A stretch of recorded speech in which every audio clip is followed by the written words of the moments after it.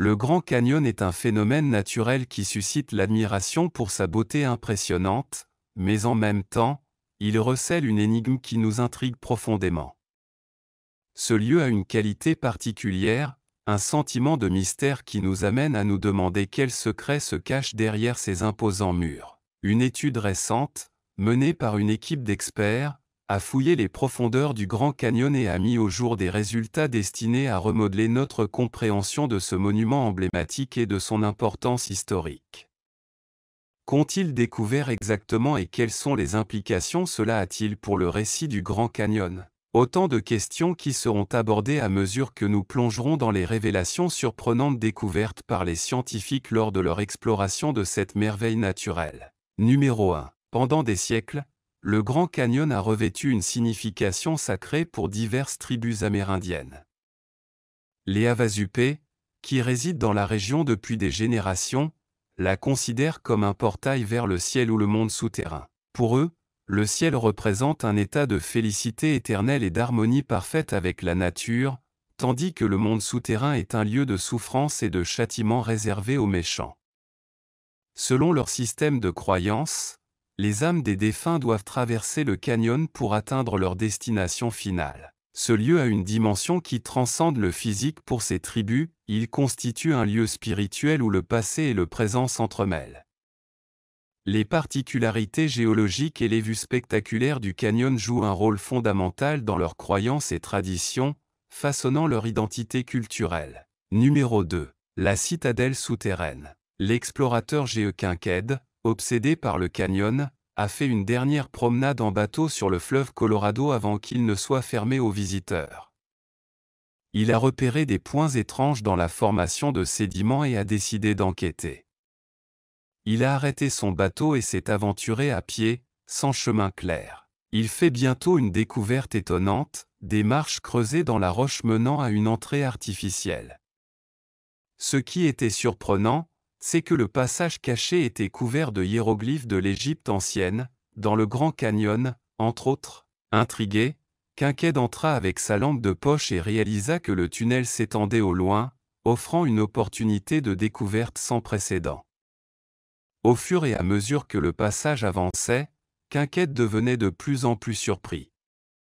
Il a découvert des sculptures complexes, des artefacts et des trésors datant des siècles passés. C'était comme s'il avait remonté le temps. Il découvre une ancienne ville souterraine restée longtemps cachée. Fasciné par cette découverte, il était bien décidé à en percer tous les mystères. Joe Rogan en a récemment parlé sur son podcast. Bien avant que quiconque connaisse le Grand Canyon, des gens vivaient juste en dessous. Kincaid avait découvert une ville souterraine entière. Le passage principal était large et les pièces atteignaient des dimensions impressionnantes. Mais le plus surprenant était l'épaisseur des murs, une prouesse d'ingénierie qui défiait l'entendement. Je ne comprenais pas comment quelque chose comme ça avait pu être construit. Alors qu'il poursuivait son exploration, Kincaid trouva des granges remplies de coquillages et de graines, des coins cuisine et une grande salle à manger dans la ville souterraine. Mais le plus étonnant était son design et sa taille. Les pièces étaient immenses, mesurant environ 30 pieds sur 40 pieds carrés, avec des plafonds convergeant vers le centre.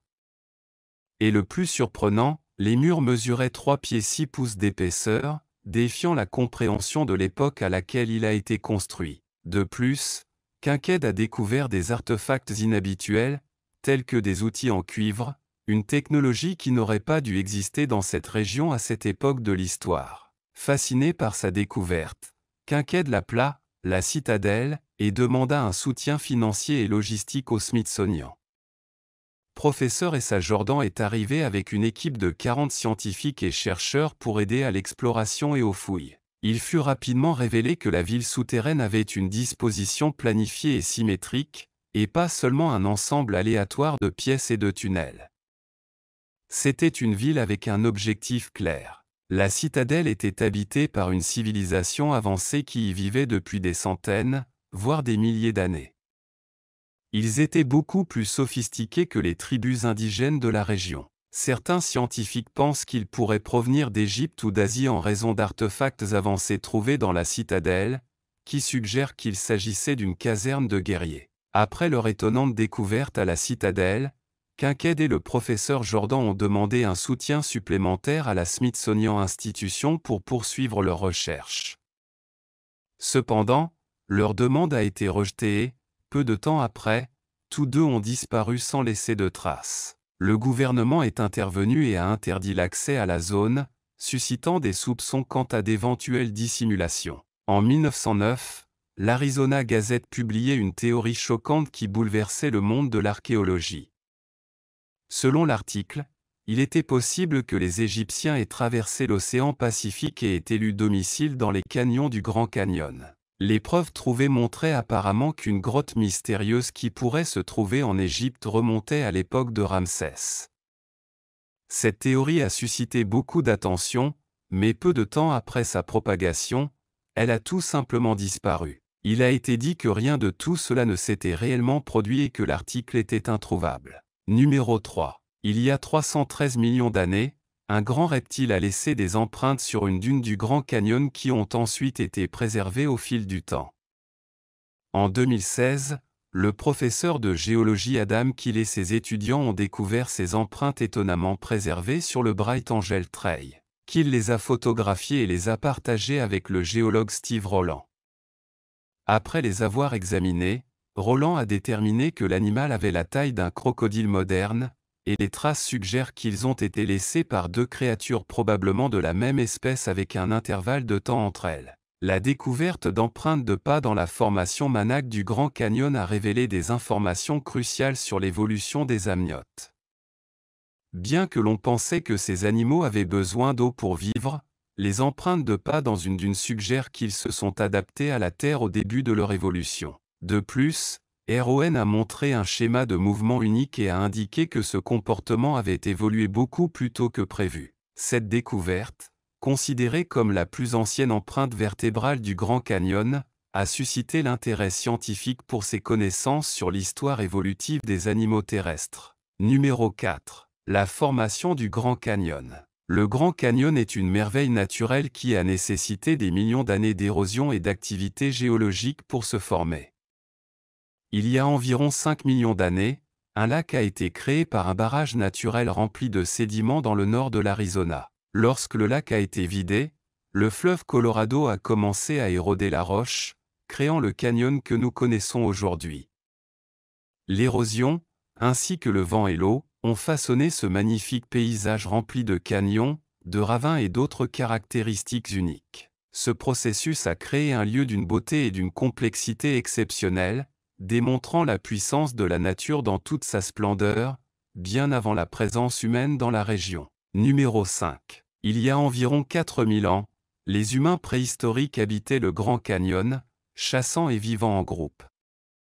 Des preuves de leur présence, notamment des figurines de brindilles fendues, ont été trouvées dans des grottes du canyon et près de Flagstaff, en Arizona. Dans les années 1930, ces objets anciens ont été datés au radiocarbone et leur âge est estimé à plus de 4000 ans.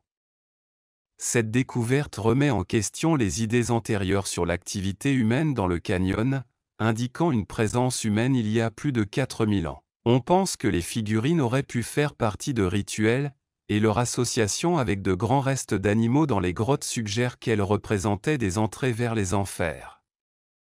Ces figurines démontrent le talent artistique des anciens humains et peuvent être appréciées davantage au musée de l'État de l'Arizona. Numéro 6. Au cours de la dernière période glaciaire, le Grand Canyon était un environnement plus frais et plus humide, abritant le paresseux terrestre de Shasta, une espèce disparue. En 1936, des spécialistes tels que Mark Rand Harrington et A.R.D. Schank ont étudié la grotte rempart du Grand Canyon, connue pour ses fossiles de paresseux terrestres. Depuis, la grotte a révélé de nombreux restes et excréments de l'animal. En 1942, Ramin et Koch du Musée national d'histoire naturelle du Smithsonian ont mené des fouilles fournissant des informations précieuses sur l'anatomie du paresseux terrestre. À partir des découvertes dans la grotte, des restes de paresseux terrestres de la taille d'un ours ont été montrés, indiquant leur utilisation pendant des millénaires. Même si l'on pensait que son extinction était due au changement climatique, des preuves indiquent qu'elle était due à la chasse humaine, soulignant ainsi l'impact humain sur l'environnement. Le Grand Canyon préserve ces vestiges, rappelant l'époque où ces animaux étaient communs. Leur régime herbivore a été confirmé par les excréments, expliquant leurs caractéristiques. Numéro 7. Depuis les années 1950, de l'uranium a été découvert dans le Grand Canyon, provoquant des dégâts dus à l'exploitation minière.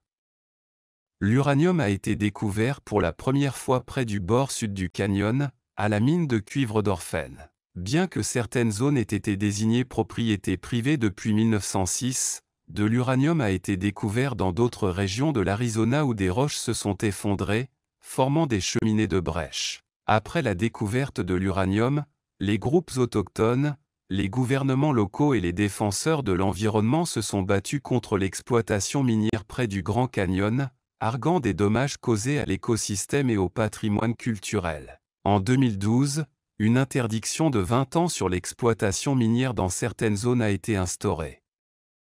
Bien qu'il existe 600 clins miniers à proximité du Grand Canyon, l'opposition persiste, car la communauté autochtone considère la région comme son foyer et craint des impacts environnementaux et culturels à long terme. Numéro 8. En 1927, Walter T. découvrit les cavernes du Grand Canyon alors qu'il cherchait de l'or près de Peach Springs. Ces grandes cavernes sèches sont devenues une attraction importante du Grand Canyon.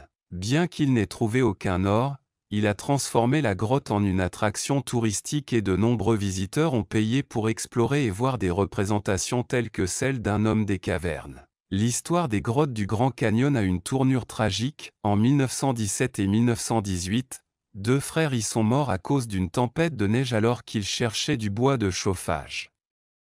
Ils ont été retrouvés en 1935 et en 1962, une nouvelle entrée avec ascenseur a été créée. Aujourd'hui, ces cavernes sont une attraction populaire avec des équipements tels que des hôtels, des terrains de camping et des restaurants pour les visiteurs du Grand Canyon. Numéro 9. Le Grand Canyon abrite plusieurs serpents, mais un seul est venimeux, le serpent à sonnette.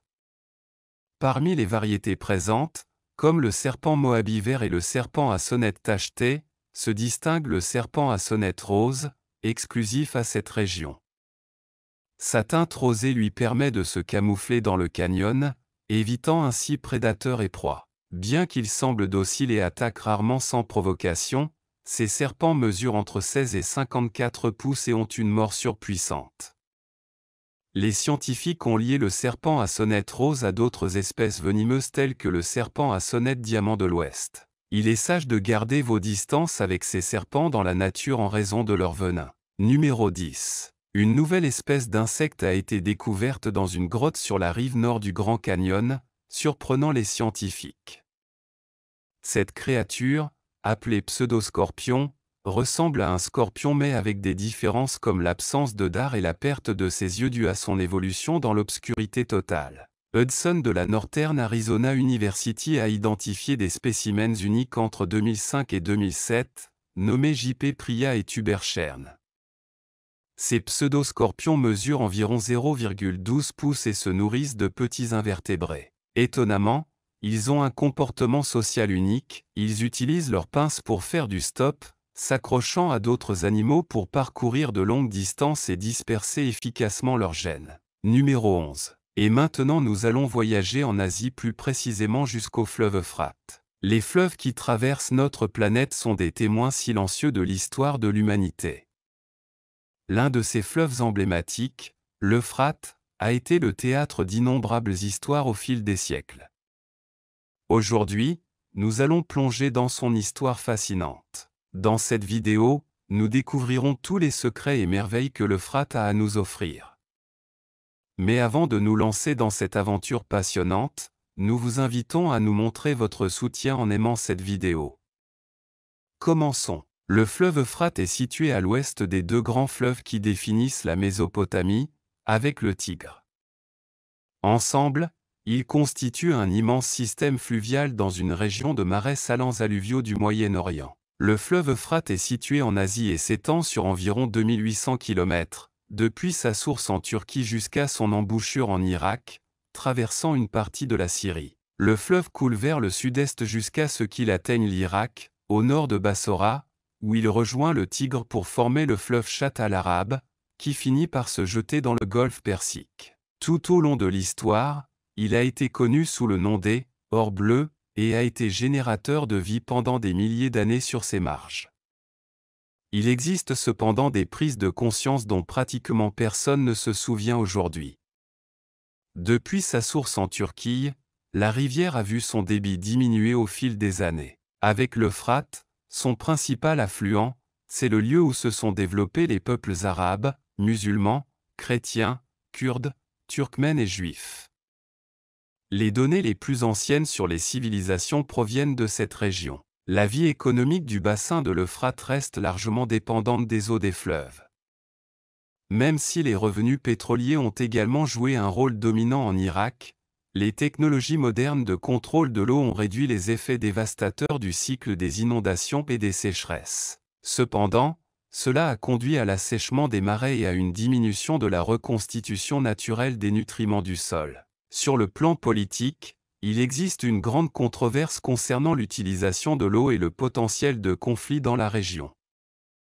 Elle est toujours latente, puisque la Turquie est située plus près des sources des deux voies navigables, ce qui lui confère un avantage géographique évident. Le projet du sud-est de l'Anatolie, qui implique la construction de barrages et de tunnels de dérivation des eaux, a semé la consternation parmi les pays riverains en aval depuis 1960. La majorité de l'eau de la région provenant de Turquie, Ankara estime qu'elle seule a le pouvoir de déterminer la manière dont la ressource est allouée.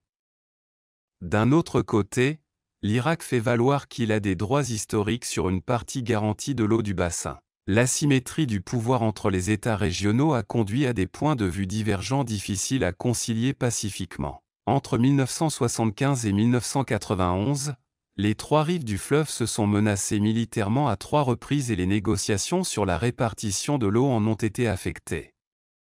Le conflit a jusqu'à présent été désamorcé grâce aux efforts de médiateurs extérieurs. Dans le passé, l'Arabie saoudite et l'Union soviétique sont intervenus et les tensions ont été apaisées avant qu'elles ne dégénèrent en conflit. Cependant, il semble qu'il n'existe actuellement aucune puissance internationale ou régionale désireuse ou capable d'encourager les États dépendants du bassin du Tigre et de l'Euphrate à résoudre les problèmes liés aux eaux transfrontalières. Parmi les animaux que l'on trouve dans la région de l'Euphrate, il y a les cochons sauvages, très communs dans les marais et qui se sont répandus dans les plantations d'eucalyptus nouvellement plantées dans d'autres parties de la plaine inondable.